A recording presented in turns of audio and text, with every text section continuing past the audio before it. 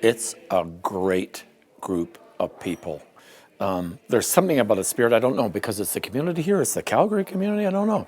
I mean, they've been first a very friendly and warm group to work with, but there is an energy amongst them. You go, wow, I'm not working with a series of individuals here, I'm actually working with a community.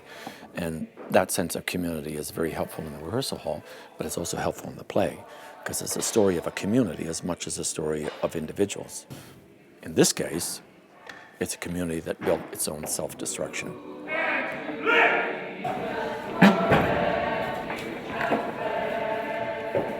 The play absolutely resonates to right now because fear is used on a retail level, on an intermediate level, and on a national and international level. Fear is used as a tool to manipulate and trap people.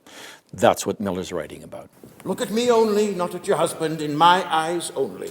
When a culture gets run by fear and those in power use fear to manipulate people to their ends, he says this is where you go. Answer my question. Is your husband a lecher? No, sir. Remove her, Elizabeth.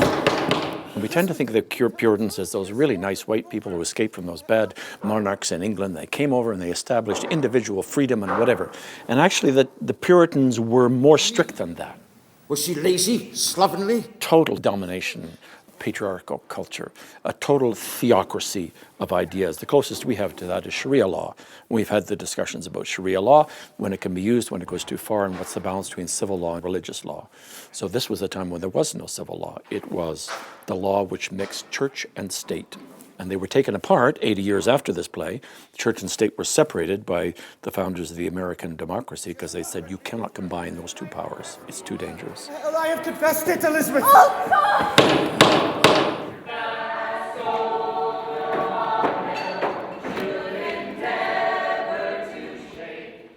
Why the Crucible remains a powerful play, it's really hard to say in a way, but in a way it's because humanity is put in the test, that a man and a woman and another man and a woman are put in a crucible, the heat is applied, and do they have the courage to stand up under that intensity and actually come out pure?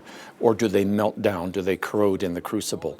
And we're put to the test over and over again, and this play actually hones in on that very spot and then melts and destroys some people, and some people come through.